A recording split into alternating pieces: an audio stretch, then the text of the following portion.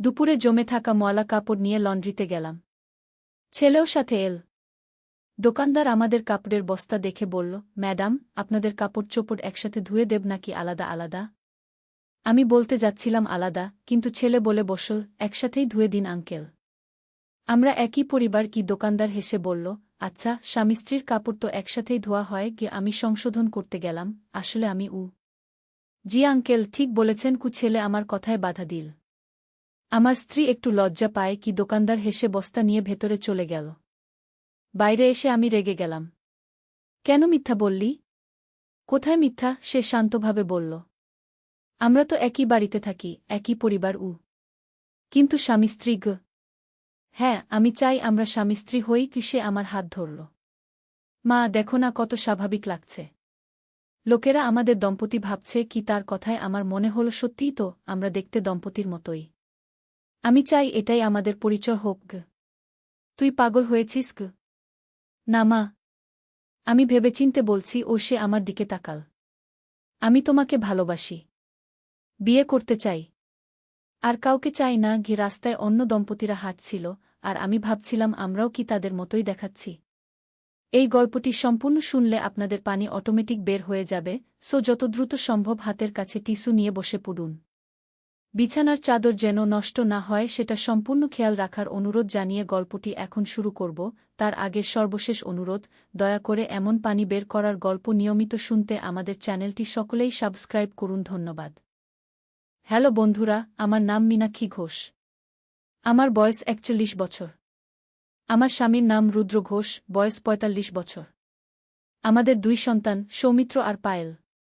সৌমিত্র ১৮ বছর বয়সী, কলেজে পড়ে।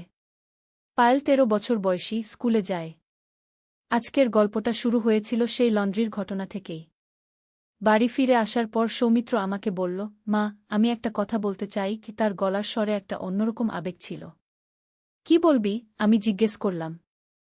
মা, আজ লন্ড্রিতে যা হলো ওটা আমার কাছে খুব স্বাভাবিক লেগেছে। সে আমার সামনে এসে বসল।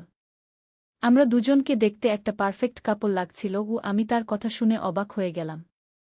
সৌমিত্র, এসব কথা বলো না। কেন?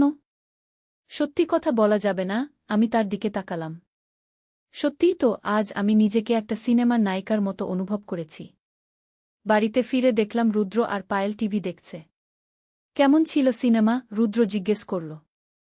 ভালো ছিল। কোন সিনেমা দেখলে? একটা রোমান্টিক সিনেমা, সৌমিত্র উত্তর দিল। Romantic cinema? তোর মায়ের সাথে? কি সমস্যা বাবা? মাও তো মানুষ, উনিও এনজয় করতে পারেন। রুদ্র আর কিছু বলল না। কিন্তু আমি দেখতে পেলাম তার মুখে একটা অদ্ভুত ভাব। রাতে শোয়ার আগে সৌমিত্র আমার ঘরে এল। মীনাক্ষী, আমি তোমাকে গুড নাইট বলতে এসেছি।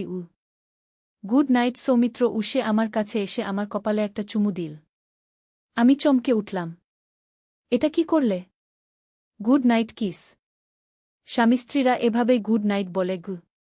কিন্তু আমরা তো এক্সপেরিমেন্ট করছি, তাই না? আমি কিছু বলতে পারলাম না। তার ঠোঁটের স্পর্শটা আমার কপালে এখনো অনুভব করতে পারছি। এই কি প্রেম? নাকি আমি শুধু মনোযোগ পাওয়ার জন্য আকুল হয়ে আছি? তুই কি বলছিস জানিস? আমি তোর মা। হ্যাঁ মা, কিন্তু আমরা যে বয়সের কাছাকাছি। তোর চেহারা আমার চেয়ে মাত্র ২০ বছরের বড় দেখায়। লোকেরা আমাদের ভাইবোন বা দম্পতি ভাবতেই পারে। তার কথাগুলো আমাকে ভাবিয়ে তুলল। সত্যিই তো, আমার বয়স ৪১ আর ও ১৮। বাইরে থেকে দেখলে আমাদের বয়সের ব্যবধান খুব একটা বোঝা যায় না। আমি নিয়মিত জিমে যাই, যোগ ব্যায়াম করি। চেহারা চেষ্টায় ৩০-এর মতো দেখায়। মা, আমি একটা কথা বলি? আজকাল আমি তোর দিকে তাকিয়ে থাকি আর ভাবি, কতটা সুন্দর তুমি, কত যত্নে নিজেকে রাখো। বাবা তোর কদর বোঝেন না। সৌমিত্রের কথাগুলো শুনে আমি চমকে গেলাম। তুই এসব কি বলছিস? আমি তোর মা, ভুলে যাস না। মা, কিন্তু আমি তো তোকে একটা নারী হিসেবেও দেখতে পারি। তুমি অসম্ভব সুন্দর, যত্নশীল, বুদ্ধিমতী। আমার কাছে তুমি পারফেক্ট। আমার মনে হলো যেন পৃথিবীটা ঘুরে যাচ্ছে। ছেলে আমার সাথে এভাবে কথা বলছে। সৌমিত্র, তুই হয়তো কনফিউজড হয়ে আছিস। এসব কথা ভেবো না। না মা, আমি একদমই কনফিউজড নই। বরং প্রথমবারের মতো আমার সবকিছু ক্লিয়ার উইসে আমার হাত ধরল। আমি তোকে ভালোবাসি। শুধু মা হিসেবে না, একটা নারী হিসেবে গি। এটা ভুল সৌমিত্র। এটা সম্ভব না গি। কেন সম্ভব না মা? আমরা রক্তের সম্পর্ক না। তুমি আমাকে দত্তক নিয়েছিলে কি? আমার বুকটা দুরু দুরু করতে লাগল। সে তো ঠিকই বলছে। 18 বছর আগে রুদ্র আর আমি বিয়ে করার পর জানতে পারলাম আমি মা হতে পারব না। ডাক্তাররা বলেছিলেন আমার একটা জটিল সমস্যা আছে। তারপর আমরা সৌমিত্রকে একটা অনাথ আশ্রম থেকে দত্তক নিই। সে তখন মাত্র 3 মাস বয়সী ছিল। কয়েক বছর পর আমি অবাক হয়ে জানতে পারি যে আমি গর্ভবতী। ডাক্তাররা বলল এটা একটা মিরাকল। এভাবেই পায়েলের জন্ম হয়। কিন্তু সৌমিত্রকে আমরা কখনো বলিনি যে সে দত্তক। সে কিভাবে জানল? তুই কিভাবে জানলি যে তুই দত্তক? মা, আমি প্রায় 10 বছর ধরে জানি। একদিন বাবা মার কাগজপত্র খুঁজতে গিয়ে দেখেছিলাম আমি হতবাক। এত বছর সে জানত অথচ কিছু বলেনি? তুই জানতিস অথচ কখনো বলিসনি? কেন বলব মা? তোমাদের কষ্ট হবে ভেবে। তোমরা আমাকে নিজের সন্তানের চেয়ে বেশি ভালোবেসেছ। কিন্তু এখন আমি বুঝতে পারছি, তুমি আমার মা নও, তুমি আমার জীবনের সবচেয়ে প্রিয় নারী গু। সৌমিত্র, এটা ভুল। আমি তোর মা। দত্তক হলেও মা গ। হ্যাঁ মা, তুমি আমার মা। কিন্তু তুমি একটা নারীও। আর আমি একটা পুরুষ। আমরা একে অপরকে ভালোবাসতে পারি। আমি বুঝতে পারছিলাম না কি বলবো। একদিকে সে আমার ছেলে, যাকে আমি 18 বছর ধরে মানুষ করেছি। অন্যদিকে তার কথাগুলো আমার মনের গভীরে একটা অস্বীকার করার মতো অনুভূতি জাগাচ্ছিল। মা, আমি জানি এটা তোর কাছে হঠাৎ লাগছে। কিন্তু আমি অনেক দিন ধরেই এভাবে তোকে ভাবি গ। কতদিন ধরে? প্রায় 2 বছর হল। যখন আমি 16-এ পড়তাম তখন থেকেই তোর প্রতি আমার অনুভূতি পাল্টে গেছে গি। তুই কি পাগল হয়ে গেছিস?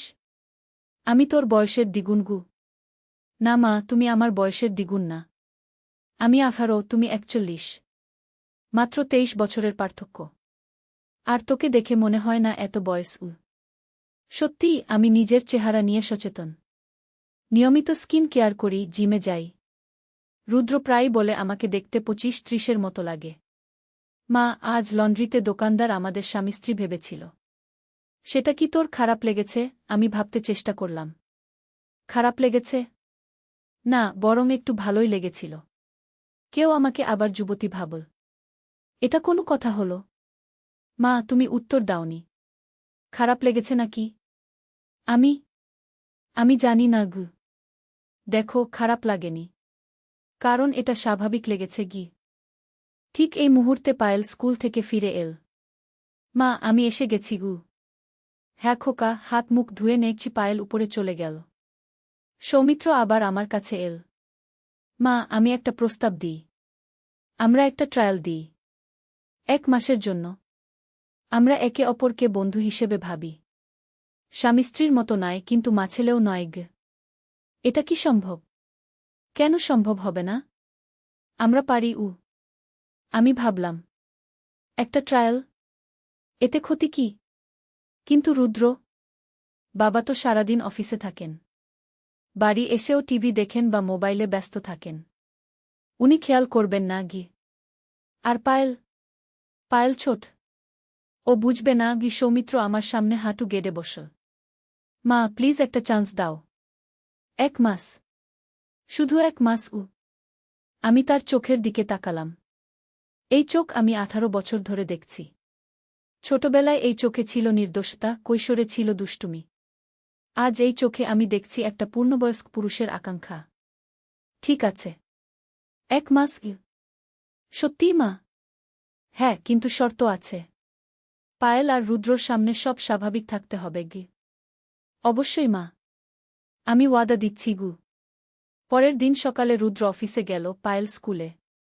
আমি আর সৌমিত্র বাড়িতে একা। সৌমিত্র আমার কাছে এসে বলল, মা, আজ আমাদের প্রথম দিন। আমি কিছু নিয়ম বানিয়েছি। কি নিয়ম? প্রথমত, ঘরে আমরা একে অপরকে নাম ধরে ডাকব। তুমি আমাকে সৌমিত্র বলবে, আমি তোমাকে মীনাক্ষী বলব। এটা হবে? করতেই হবে মা। মানে মীনাক্ষী? এটা আমাদের এক্সপেরিমেন্টের অংশ। আচ্ছা, আর? দ্বিতীয়ত আমরা একসাথে সব কাজ করব। রান্নাবান্না, ঘর পরিষ্কার, বাজার করা। তৃতীয়ত আমরা একসাথে টিভি দেখব, গান শুনব। আমি মাথা নাড়লাম। ঠিক আছে সৌমিত্র। ভালো লাগছে মীনাক্ষী নামটা তোমার মুখে। আরেকটা কথা, আমরা একসাথে বেড়াতেও যাব। কোথায়? আজ বিকেলে চলো আমরা পার্কে যাই। হাঁটতে হাঁটতে কথা বলি। বিকেলে আমরা পার্কে গেলাম। হাত ধরাধরি করে হাঁটছিলাম। সৌমিত্র বলল, মীনাক্ষী আমার খুব ভালো লাগছে গু। আমারও আসলেই আমার ভালো লাগছিল। কতদিন পর কেউ আমাকে নিয়ে এভাবে সময় দিচ্ছে। রুদ্র সব সময় ব্যস্ত। অফিস থেকে ফিরে এসে ক্লান্ত হয়ে পড়ে থাকে। আমার সাথে কথা বলার সময় নেই। কিন্তু সৌমিত্র আমার কথা শুনে আমার মতামত নেয়। মীনাক্ষী, তোমার স্বপ্ন কি ছিল? স্বপ্ন? হ্যাঁ, ছোটবেলায় তুমি কি হতে চেয়েছিলে? আমি ভাবলাম আমি একসময় গান শিখতে চেয়েছিলাম। রবীন্দ্রসঙ্গীত গু। তাহলে এখনো শুরু করো না কেন? এখন? এই বয়সে? কি হয়েছে এই বয়সে? তুমি তো একদমই যুবতী। তার কথায় আমি লজ্জা পেলাম। তুমি তো আমাকে খুশি করার জন্য বলছ গু। না, আমি সত্যি বলছি। তুমি অসম্ভব সুন্দর গো। আমরা পার্কের একটা বেঞ্চে বসলাম। সৌমিত্র আমার হাত ধরে বলল, মীনাক্ষী, আমি তোমাকে একটা গিফট দিতে চাই। কি গিফট? আগামীকাল তোমাকে নিয়ে যাব একটা মিউজিক স্কুলে। ভর্তি করিয়ে দেবগু। তুমি পাগল? এত টাকা কোথায়? আমার টিউশনির টাকা জমিয়েছি। এটা তোমার জন্য। আমার চোখে জল এসে গেল। এত যত্ন কেউ আমাকে কবে করেছে? সৌমিত্র, তুমি কেন আমার জন্য এত কিছু করো? কারণ আমি তোমাকে ভালোবাসি মীনাক্ষী। তোমার খুশি দেখলে আমার ভালো লাগে গু। আমরা বাড়ি ফিরে এলাম। রুদ্র এসে গেছে। কোথায় গিয়েছিলে? পার্কে গিয়েছিলাম গু। ওর সাথে? হ্যাঁ গু। কেন? কি সমস্যা? ও তো আমার ছেলে। রুদ্র আর কিছু বলল না। রাতে খাওয়ার সময় সৌমিত্র বলল, বাবা, আমি মায়ের জন্য একটা সারপ্রাইজ প্ল্যান করেছি। কি সারপ্রাইজ? মা গান শিখতে চায়। আমি ওকে একটা মিউজিক স্কুলে ভর্তি করিয়ে দেবগ। রুদ্র অবাক হয়ে বলল, এই বয়সে গান শিখবে? কি হয়েছে এই বয়সে বাবা? মা তো এখনও যুবতী গো। আমি লজ্জায় মাথা নিচু করে রইলাম। আর টাকার চিন্তা নেই। আমার টিউশনির টাকা দিয়ে দেবগু। রুদ্র বলল, ইচ্ছে হলে শিখতে পারে। তবে ব্যস্ততা বাড়বে গু। কি ব্যস্ততা বাবা? মা সারাদিন ঘরের কাজ করে। একটু নিজের জন্য সময় দিক। পরের দিন সকালে সৌমিত্র আমাকে নিয়ে গেল রবীন্দ্রসঙ্গীত স্কুলে। আমার নাম ভর্তি করিয়ে দিল। ফেরার পথে বলল, মীনাক্ষী, তোমার মুখে হাসি দেখে আমার খুব ভালো লাগছে গু। তুমি আমার জন্য কত কিছু করছো সৌমিত্র। আমি কিভাবে ধন্যবাদ দেব? ধন্যবাদের কি দরকার? তুমি আমার তোমার কি? আমার সবচেয়ে প্রিয় মানুষ গু। আমি তার দিকে তাকালাম। তার চোখে এমন একটা ভালোবাসা দেখলাম যেটা রুদ্রর চোখে অনেক দিন দেখিনি। আমি কি সত্যি এই ছেলের প্রেমে পড়ে যাচ্ছি? সৌমিত্র, আমাদের 1 সপ্তাহ হয়ে গেল। কেমন লাগছে তোমার? অসাধারণ মীনাক্ষী। আমি এত খুশি আগে কখনো ছিলাম না গি। আমারও ভালো লাগছে গি। তাহলে আমাদের পরবর্তী ধাপে যাওয়া উচিত কি? কি পরবর্তী ধাপ? আমরা এতদিন বন্ধুর মতো আচরণ করেছি। এখন আরেকটু ঘনিষ্ঠ হওয়া যায়। আমার বুক দুরু দুরু করতে লাগল। মানে আমরা একসাথে সিনেমা দেখতে যেতে পারি। ডিনারে যেতে পারি। হাত ধরে হাঁটতে পারি। এসব তো আমরা করছি। হ্যাঁ, কিন্তু আরও অনুভূতি দিয়ে। স্বামী স্ত্রীর মতো আমি ভয় পেয়ে গেলাম। এটা ঠিক হবে? অবশ্যই। আমরা তো কিছু ভুল করছি না। শুধু একসাথে সময় কাটাচ্ছি। সেই বিকেলে আমরা সিনেমা দেখতে গেলাম। সৌমিত্র আমার জন্য পপকর্ন আর কোক কিনে দিল। সিনেমা হলে আমাদের সিট পাশাপাশি। সিনেমার মধ্যে একটা রোমান্টিক সিন এলে সে আমার হাত ধরল। আমি তার হাতের স্পর্শ অনুভব করলাম। এতদিন এই হাত আমি ছোট ছেলের হাত হিসেবে জানতাম। আজ এই হাত আমার কাছে একটা পূর্ণবয়স্ক পুরুষের হাত মনে হচ্ছে। সিনেমা শেষে বাড়ি ফেরার পথে সে বলল, মীনাক্ষী, আজকের সিনেমাটা তোমার কেমন লেগেছে? ভালো লেগেছে গি। আমার কাছে মনে হচ্ছিল আমরা নায়ক নায়িকার মতো। সৌমিত্র।